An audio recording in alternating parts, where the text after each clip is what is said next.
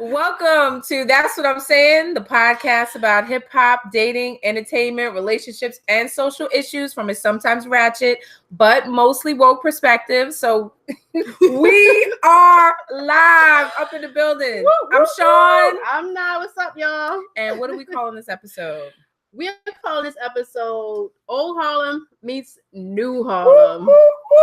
I'm back in the building. I'm up in the place. I'm up in the spot. So visiting to my old stomping grounds here in Harlem. We're in a brownstone on, what are we, on 138th Street? Yeah, we're on Strivers Road. Yes. Beautiful neighborhood. Yep. Getting ready in a little bit to go to a day party because that's what grown and sexy people do. You know how I feel about grown and sexy. I don't really claim it. We too are grown and sexy. That means you old. Yeah. No. So, all right. So getting right into it. I want to talk about the Nas album. We lit Nasir. So it came out like a couple days ago. It came out yesterday. Actually, last night, like yesterday evening. Okay, so all right. So and we listened to it this morning. Produced by Koonye. Which we know that. And so what do you, all right, so let me, I guess, give you my thoughts on it. Being that the whole thing ran, I think it was less than 30 minutes. The whole, it was 7 songs, really short. You know, here's my take on it. Nas will never have another Illmatic. And that's, I think that's what we're seeing here. I think it's a good body of work. You know, is it banging? I don't feel like I felt bangers like I felt with Illmatic. It was very short. You know, I think we were talking about Illmatic had how many songs? Like 17 songs? No, that was something else. That was Illmatic had more than 7 songs. Yeah. It was a lot of sampling, which I think Kanye is known for, which was, I mean, pretty good beats. And you know, this is me with, you know, Nas has always been kind of Black power to me. He's always been, you know, he's been an example of a Black man. You know, he's got different facets to him. So he's been pro-Black. He's been about the ass. He's been, you know, so many things. He's introspective. I just felt like this was the time for him. This was the platform for him to really come out and say some things in light of, you know, number 45, in light of Colin Kaepernick. You know, it was just kind of, he touched on some things. He talked about Starbucks, but just kind of in a passing way. It wasn't, you know, I would think this man, how many years out are we from Illmatic? It like 20. Yeah, it came out in 94. So more than 20 years. More than 20 years. Yeah. So we're, you know, almost 25 years out. I would just feel like, you know, he's in a position where his voice, it could have been such a great impact. And, you know, speaking about Khalees, because we, you know, you and I have talked about this and, you know, her side of what happened in their marriage. And, you know, she just basically said what his first baby moms was saying, that, you know, he can't keep his hands to himself. I felt like this was an opportunity for him to really speak on that. You know, he didn't have to come out and say, you know, I did it or whatever, but just as a man, you know, we all make mistakes and we're all flawed. And I just don't feel like it was, you know, enough of an impact from this. So what do you think? Well, I agree. I'm a huge Nas fan. You know, what are you doing with your fingers? I don't know.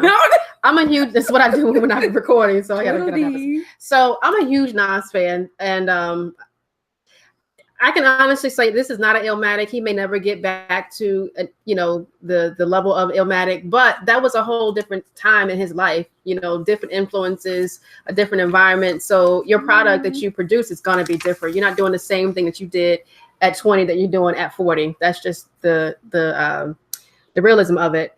Could he be a little bit more politically impactful? Possibly. I mean, he could. It was a political album. He did touch on a lot of issues. All of the songs were about some sort of the impact of Black lives and the government, and so it is there. Was he specific? No. Now, in terms of like Khalees, I don't know if he owes us that. Like, I know as fans and from people people looking into it, like I don't know if he owes us an explanation. I would like one, but that's not old to me. That's not old to me. And just because she came out and had a platform for speaking her side doesn't necessarily mean he has to match what she did. You know, that was her choice to say something now, and it's his choice not to say anything. You know, he doesn't owe us that. He owes it to her and owes it to his, you know, their union and the child they made together to reconcile that relationship. But he doesn't owe us anything in terms of that. I don't agree with that. I don't agree. I think when you put yourself in the spotlight, but he didn't. She did. She put that in the spotlight. He didn't. And we're giving him free reign to like pick and choose what he wants to shed light on. And I don't know. I just have an issue with that being where he is and who he is and what he is to us. I think we're so soft on our almost icons. We are so soft on our legends. We don't hold them to task. And I think, you know, if you want to talk about Colin Kaepernick, you want to talk about police brutality, why don't you talk about what's going on inside your own household? But why does he owe us that? He doesn't owe us that at all. Now, if he decides on a body of work that's going to last forever. Now, if he wants to go and have an interview and talk about those issues he had with Khalees, fine. But he doesn't owe us an explanation at all. He doesn't. Okay, I'm definitely. I think it. And I put myself in his situation. If I had a personal issue going on that someone made public to people that are not inside my circle, do I owe it to them to explain my side? No, I don't. I don't owe them anything. Just because you got privy to that information doesn't mean I owe you anything. I think it takes away from his message the same way that he has a Koonye, you know, basically producing this whole entire album. Now, what I do have curiosity about is the conversations they had during these studio sessions, because it's like Kanye is on this side and politically and his thought process and his streams of thought, and Nas is like the extreme opposite. So I'm very curious on what their conversation was like in the studio. Talking about the merchandise that they're gonna come out with in another week or two. Like I think this is a money thing. And I'm saying that the same thing that you're saying, you know, I wonder what those conversations about, but I want to hold them to task. I want to hold them to task just a little bit more, you know, like you're talking all this, you know, pro-Black and, you know, things about, you know, uplifting our community and, you know, very introspective when it comes to us. And it's like, yo, you got this man that's producing the whole album and that said, you know, some of the most, you know, dissension causing things of our time within our community. I'm not getting it. I'm not getting that. There's a disconnect there for me. And the same thing with, you know, he's speaking, and I don't really think he took as much of a powerful voice, but, you know, he's speaking on topics that are relevant to us in our community. And yet you can't just, and I'm not saying lay yourself out on and you know, tell us all that went on in your marriage and, you know, that transpired years ago, but at least say something, address it, because it's important. That's just where I am. I think there was an opportunity there and he dropped the ball, but what we will get is, you know, Nas t-shirts and hoodies and merchandise. Well, I think it's unfair to here you go, soft. No. I think it's unfair for you to just equate this work that he put in just for a financial gain, because I think that's really unfair. Because if you look at it that way, that could be anyone who puts out a body of work that is political. It could always be about just the money. So look at 444. So Jay-Z puts out 444, and then he goes on. Didn't he go on tour? Yeah, he went on tour. So can you say that this powerful body of work was all to get financial gain for tour? No, I'm saying it more leading up to this whole tour with him and Beyonce. I just go back. I was saying that, you know, because she was like, I wonder what these conversations about, like these two Black men who are obviously, at least from what we see, on different sides of a very important subject, what their conversations was about. And I don't think it was that deep. I wasn't there, but I'm just saying, I don't think it was that deep. I think it was, you know. Earlier we were speaking offline about, you were saying that you think that this album was disingenuous on for Nas. He was being disingenuous. When you took my words because look, that's what you said. What I said what did you say? Okay, I was just putting disingenuous out in the air. I wasn't saying Nas, you're being unreal. It's a question because I'm not well settled with it, but I'm just wondering, how do you reconcile that? How do you make an album with a man who basically said your black people was enslaved because they wanted to be enslaved, and you over here talking about, pro-black and all this other stuff? Like, how do you reconcile those two views? I'm wondering, like, how and be genuine and be true. Like he's saying, I'm true to myself, and I'm authentic. How do you do that? I'm just asking. So with that statement, I would be more inclined to pose that question for Koonye. Is Koonye being disingenuous? That's why I said put it out in the air. Right. Koonye first. Right. But I'm done with Koonye. Like, he's already shown me who he is. So it's already answered itself. You know what? So that's why I'm saying for Nas, can you please just explain that to me? Because I've already made my judgment decision about Koonye. I already know where he stands. I don't think there's no smoke and mirrors about it. It's very clear who he is. But you, Nas, who I've got a 25-year relationship plus with you, and over the, you've been iconic to me, and now I'm hearing like, you're abusive, and you've aligned yourself with this man who is not aligned with us. That's all. Okay. I mean, I see your point. I see your point. All right. But it was a good listen. I enjoyed it. It was real quick. I mean, how many times did we listen to it today? Like 3 times. It was a lot. It was quick. And it's it's not an Illmatic. Yeah, it's not. I can listen to it for a while, but I was like, I turned it off. You were like, wait, I'm listening. Yeah, you did. Right, you're like, I'm done. All right. Nas album done. That's what you said. Nas album done. All right. So anyway. Yeah, and just kind of in line with that, I wanted to, because he didn't say anything about Prodigy. I'm sorry. I wanted to hear a Prodigy shout out or something, and I didn't hear it. But I did listen to the Prodigy interview with Questlove. Man, that was such a good interview. You told me to listen to it. It was 2.5. It was like almost 2.5 hours. I listened to it twice. Where and it was from 2009. It wasn't even like a new one, but it was surrounding his book, which now I gotta get on Amazon and find Prodigy's book. But that man's life was so interesting, and I really don't feel like he got the recognition that he deserved. I think because his life, especially his early life and his legacy, he comes from a musical family. I really would have enjoyed actually seeing this like in a movie or something, because it's so many interesting parts to his life that I'm like, when he's talking, I'm like, when he said his father kidnapped him and took him to Detroit, and was robbing, was armed robbery, was robbing people with him in the car, a little boy in the backseat. I'm like, who does this? And it just it adds to who he was. And you listen to the body of work, and I'm like, I could make a whole Mobb Deep podcast. I seriously could.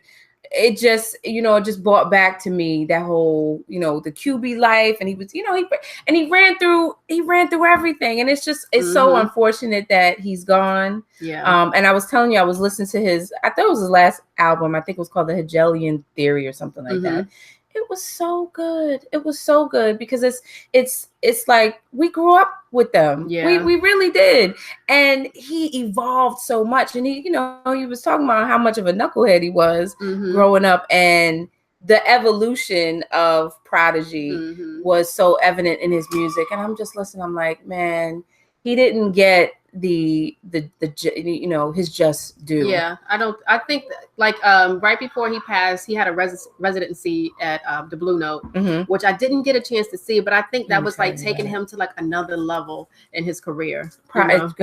I've seen Mobb Deep perform probably like 3 or 4 times. The last time I saw them was in Miami. That was a couple years back, and it was just a straight show. Like they didn't need anything. They was on stage, and I remember Prodigy's mother was on stage, and she fell off. She was sitting on a stool, and she fell off the stage. But it was just such a good show, the energy and everything. So rest in peace, Prodigy. I I love that interview. Yeah. I mean, and like you said, turning it into a movie because he has a book now. Now I'm looking for the book.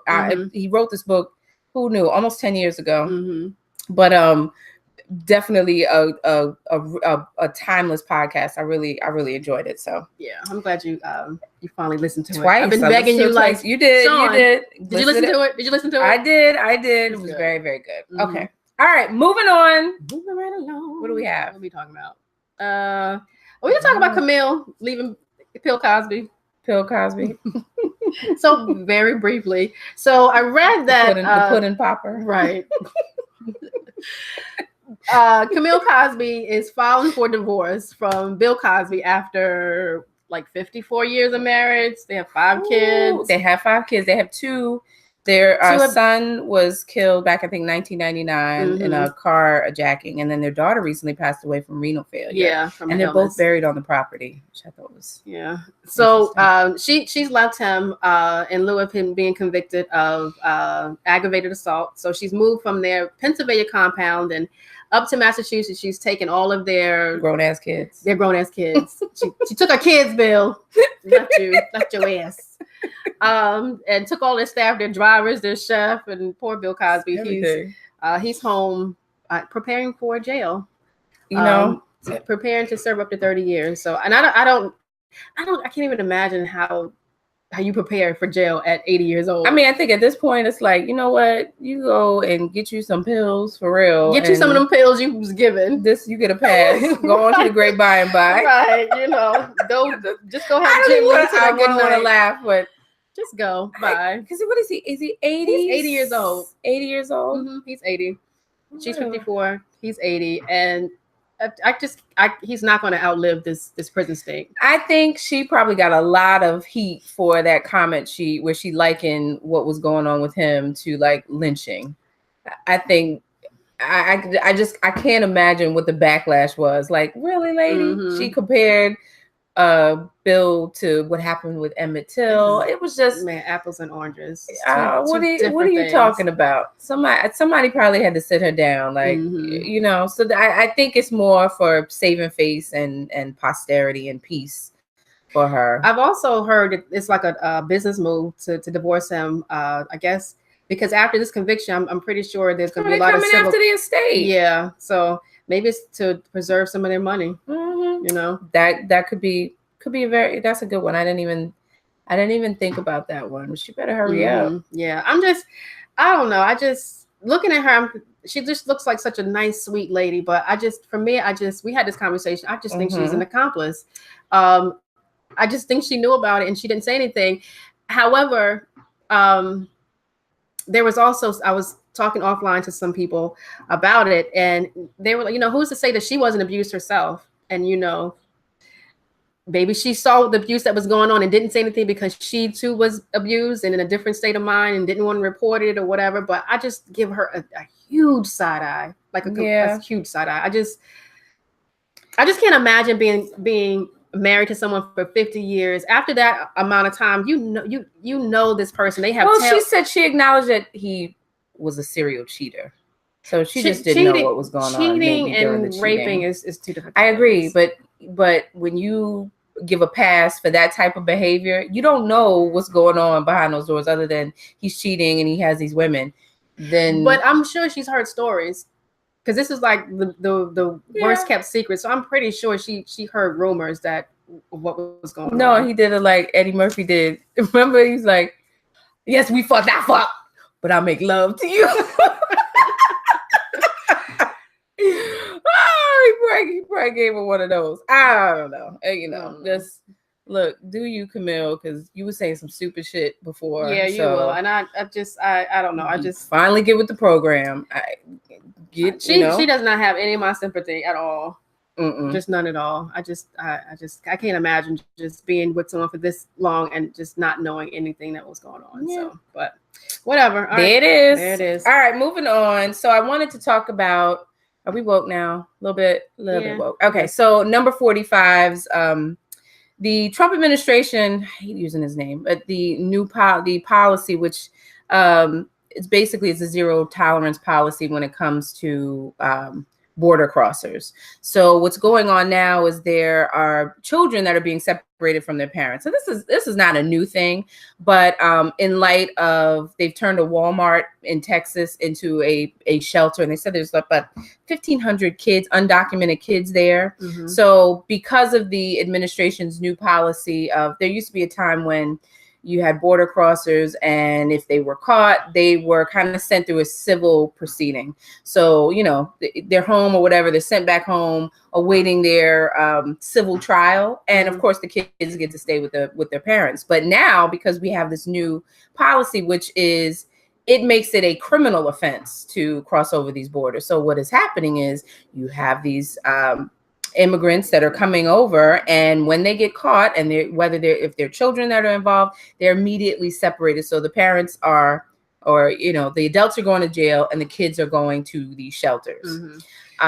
Which Trump has said this is a law this was a Democrat's law, which is not true. This is a blame, you know, this is the shit that they do. They blame shift everything and try to make it a Democrat Republican thing. No, that's not what it is. So Senator Paul Ryan, you know, there's been a lot of debate over this whole thing, and he was just basically saying, you know, it's not fair, it's not right. And then the stupid Sarah Sanders talks, you know, using the Bible once again, how they use, you know, the Bible to say that slavery was a great thing. She says it's biblical to enforce the law, it's a great thing. So now, and you know, I think we are seeing it because of when the whole thing with the Walmart, it looks like a jail. You know, there was a senator from Oregon that went over there, and he actually couldn't get into one of these holding facilities for the kids. So he went to another one. He said, you know, it's like a dog kennel. Like they're keeping these kids in. So where is it in the Walmart? Is it like? No, so there's it sounds like it's an abandoned Walmart in somewhere in Texas, which they've converted into, because they don't have enough room to hold all these kids. You've got, Can you imagine so can you imagine the people that are coming over now? You know, there, like I said, there used to be a system in place where, okay, they get sent back, but it's a civil proceeding. Now it's criminal. It's criminal to come over here and cross these borders. So that means, you know, the kids are automatically sent to, you know, through Department of Health and Human Services. They become wards of the state. And the issue is what's going on with these kids, because we're not allowed to see what's going on with nobody. They're not allowed to interview the kids. So you don't know what the conditions are, other than, you know, secondhand. Like I'm saying, the Oregon senator was saying that it's like a dog kennel. These kids are kept in these places, and it's very dehumanizing. So my issue, you know, and we've had this talk before with our policies regarding the borders, and you know how I am for open borders, and I'm for making it a safer place, and making that journey safer. I mean, they're coming over here for a better life. They don't come over here to pillage and shoot and kill and destroy. They come over here to improve their livelihoods, and I think that's a huge, you know, from a human perspective, that's what we are supposed to do, and we're supposed to be of service, you know, to each other. So, you know, dehumanizing these people for crossing over a piece of land, which is, you know, in theory, it's not even ours anyway, is barbaric to me. And then, you know, not to mention the psychological damage that are going on with these kids when they are, can you imagine, you know, coming over here, being ripped from your parents, being put in these kiddie jails. That's what it sounds like. Even that journey crossing the border can be traumatic. But you know, I mean, it's a life or death thing. Like truly, really, you know, they're crossing the desert. It could be life or death. And then now we are subjecting them, and it just seems like this administration, you know, in line with everything else, every policy, we don't, you know, they don't care.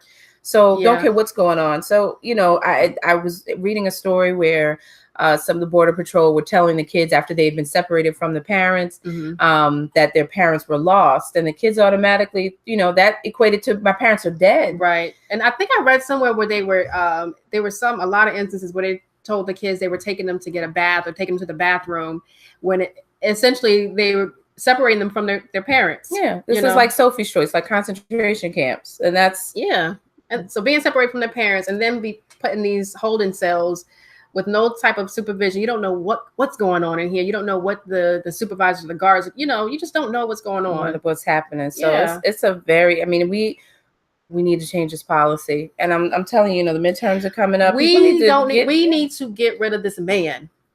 True indeed. Number 45 needs to happen. And I talked about the midterm elections. I know for New York, I can't stress it enough. It is June 26th. It's coming up. It's in 10 days.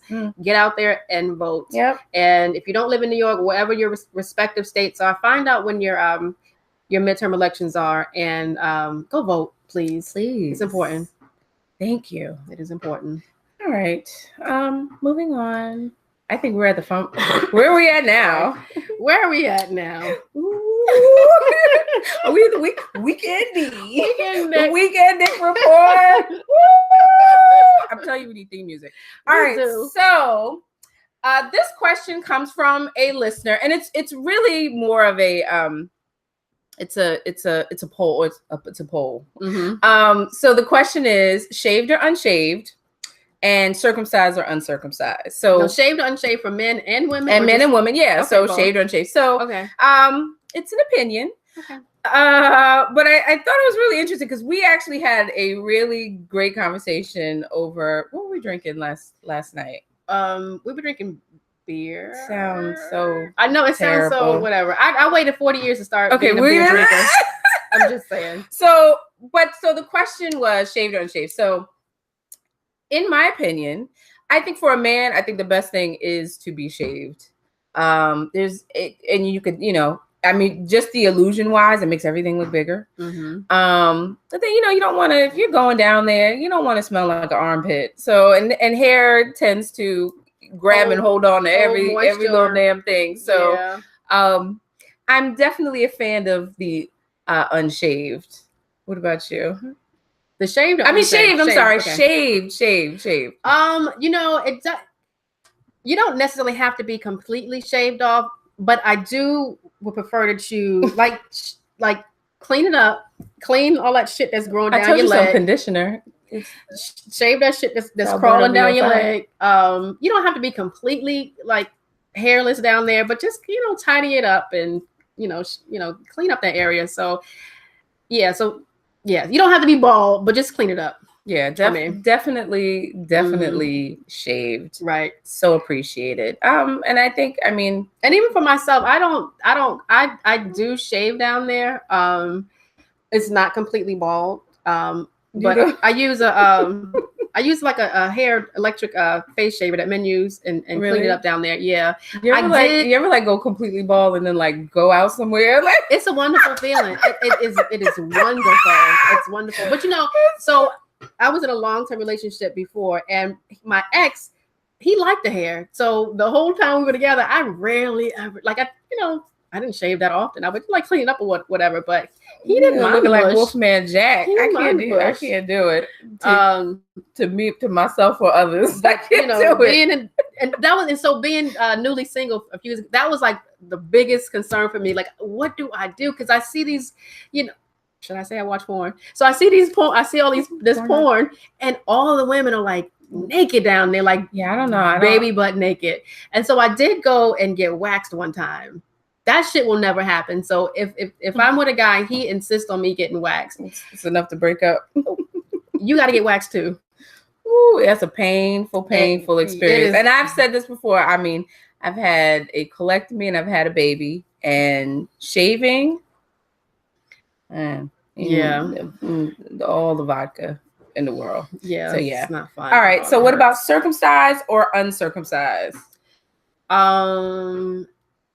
Now I will say this: you can't be hairy and uncircumcised. You got to choose one. Pick one. You can't have both. Not both of them. Not both.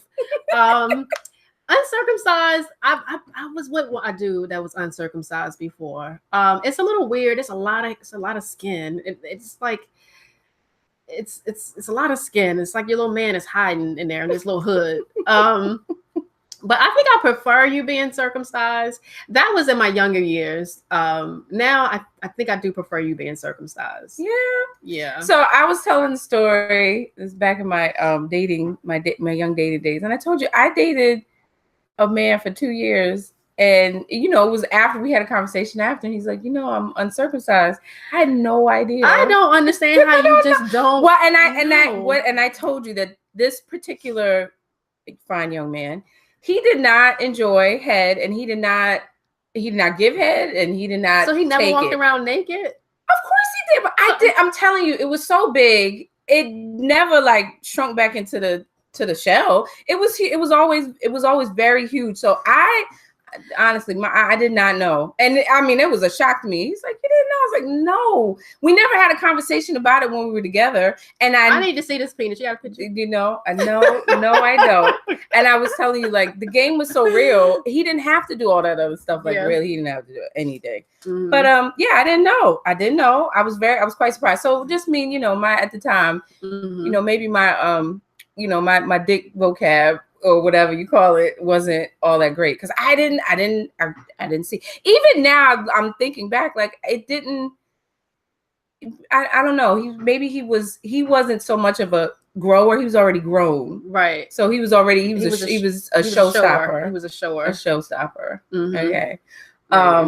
But yeah, so I didn't know. So I think I prefer it. I think it depends on the size, because if you're uncircumcised and it's not the girth is not there, it's a mess, and you know, it's like playing with a slinky. Diligent, you know, like you got it. You know, if you're uncircumcised, you really have to be pretty diligent in cleaning it, because you know. Oh yeah. What do they call it? Smegma. Yeah, we don't like that. Smegma. We don't like that little and it should not smell like underarms or onions, or sweaty balls, or whatever. Ooh boy, yeah. So you know, there's so many other attributes of it that, you know, just being circumcised and uncircumcised. You know, actually, there's a picture of Erykah Badu. I don't think these are permanent tats. I think she just inked herself up temporarily, but I guess in honor of Father's Day. And so she has like all these things relating to fathers on her, like tatted her up, and she has a dick on her neck. Stop it! Stop playing. Yeah. Can that be our? Oh my God! Can we like make that our blog art? We can. Yeah, she has a dick tatted on her neck. Erykah, oh my God, I gotta see that. Yeah, oh God! All right, okay. So moving on. Where are we now? Are we in the Reminisce? Yeah, we have to Reminisce, and it's your Reminisce. It's my Reminisce, and I decided to stay on the Nas theme. Okay, all right. Going back to his, we talked about his latest effort, his latest body of work. I wanted to take it all the way back to his first body of work, which is Illmatic. Man, classic. Now that's a classic. This is a classic, and for a lot of different reasons. Now, as a woman, it was a classic for me because I'm like, this is a guy. This was like my perfect guy back then. He was fine as shit. He was hood, and he was smart. I mean, that's you is smart, and you is fine. And 20 years later, that is the same combination that I want: fine as shit, hood, and smart. That's the perfect combination for me. Mm-hmm. So I've always been in love with Nas. I thought he was just the smartest guy. I remember. Yeah, I was a little heartbroken a couple months ago, but you know, he was younger then. That's another conversation. But anyway, so the Reminisce part of this show is Life's a Bitch. Whatever. To death do us part, Nas. Just the black guy. So it's Life a Bitch. So, and this is like one of my favorite songs because, truth be told, Nas is one of my favorite MCs, but AZ is also one of my favorite MCs. Do you remember when we stalked him at a club in DC like years ago? You don't remember that? We went to Dream and AZ was there, and I don't know. Girl, we couldn't leave that little VIP area because you was like, I don't remember probably that. We were young. I don't remember that. I remember. AZ was there. So this album dropped in 1994. It featured AZ. This was AZ before he came out. Later he came out with Do or Die. Mm-hmm. It also featured Yep. So it also featured Nas's father Alu Dara. He played the cornet. Mm-hmm. Okay. The clarinet, bitch. I'm like, what the cornet? No, it's the cornet. It's like a horn. Yeah. Oh, all right. I used to play the French horn. All right, it was also produced by LES, and it sampled "Yearning for Your Love" by the Gap Band and "Black Forest" by Grover Washington. So it was AZ's verse. It was first recorded, the first recorded verse of AZ's rap career, and it actually people kind of it's kind of a debate who was better. Yes, because it was. I mean, I'm almost like, AZ. I can't even think of what he said, but it was like his lyrics. Yeah, and these are both gave him a run for his money. Yeah, these are both lyrical MCs. But AZ, like, listen to it now. Listen to it a few times before we started to record it, and I'm like, at times I visualize. Yeah, like he really came through with it. And you know what?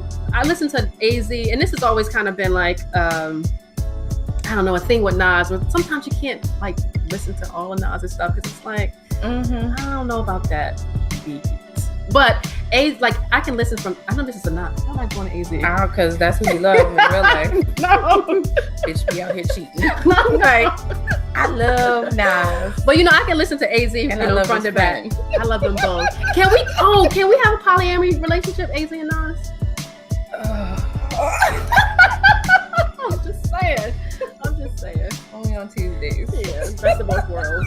Ooh, child. Anyway, so life's a bitch. So that is my.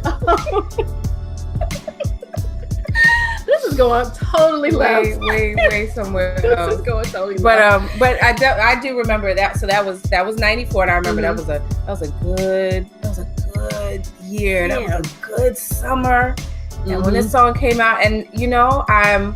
Now that I'm a New Yorker, this is where I came from. This is but I've lived so many other places. But I'm gonna tell you, coming home here and hearing somebody blasting Illmatic out the car window, it's a classic. Like it is a freaking classic. I'm loving it. I'm loving it. So, and the one thing I really like about Nas is that it's amazing to me when I listen to his music and I read the lyrics. I'm like, this is like poetry. Like you can sit down and you can close your eyes and we were just talking about it. Was there a video? And in my mind, I'm thinking there is a video because I visualized everything that was happening in this song. But really, there was no video. There's a lot of fake videos out there, but there's no like real official video. Isn't that something? Yeah. So you just had to rely on the lyrics. Like that's all. And the lyrics were so visual. And you think about how visual it was, but how impactful they were. These were kids. He was like 18 and 17. Like these were kids when he wrote this, and it's so deep. You never know when you're gonna go. Life's a bitch. So that is our Reminisce for this week. Very good. Very good. All right. Well, keep it in line. We know we have now come to the part of the show where we big up a Black-owned business. So this week we are talking about Harlem Hops. Why? Because we were there last night. We went there. Yay! So Harlem Hops is the first Black-owned craft beer bar. It's in Harlem. I think it's on Adam Clayton Powell, like 2688 Adam Clayton Powell. Yeah. So it was started by 3 HBCU grads. That's Kim Harris, Stacy Lee, and Kevin Bradford. Big up HBCUs. Yes. And I understand that they are working on connecting, like there are brewers of color across the country. So they're going to be showcasing their beer. So I know you said that you're not a beer drinker. I'm not necessarily a beer drinker. I actually had, last night I had a grapefruit beer. It was a wheat beer. It was a German wheat beer. Yeah. But it was really good. It was very good, which is surprising. Really good. I'm not a huge beer drinker either, but I will do a cider beer, which I call it a wine cooler of beers because it's really light, it's sweet. I can do that. But that beer you had yesterday was very good. Really good. Was really good. Yeah. So big up to Harlem Hops. They actually opened last week, so we've definitely would love to continue to go there, I guess. Yeah, so harlemhops.com. Very cute place. So yes. All right. So where are we now? Let me look at my show notes and just make sure Mama got everything. Did we come to the end? Are we getting ready to go to our day party? Yeah. We're gonna party at a day party and then be done for the night. Adult libations. All right. So we've come to the end. Please subscribe to That's What I'm Saying, the podcast. You can find us on Apple. We're in Google Play. We're everywhere. I really feel like we're everywhere because I'm seeing Class Blocks is really good. We're on SoundCloud, Spreaker, Stitcher. You'll be able to see this video. So if you're watching us, we're on YouTube too. Catch us on our IG and our Twitter. Our Twitter handle is That's What I Say 3. And we're also on Facebook. We're getting all that together. So big shout out to Portugal. We have listeners in Portugal and in Russia that I wanted to shout out. Who are you people? How did you hear about us? You are. Love you people. How you heard about us? I'm intrigued. So shout us out. And who do we have to? We have to do one other big up. Our super producer. We have to always big up Vegas. He is a super producer. He is, he's just great. We love them. Yeah, All we right. love Vegas. Well, till next week. All right, y'all. Take care. Bye.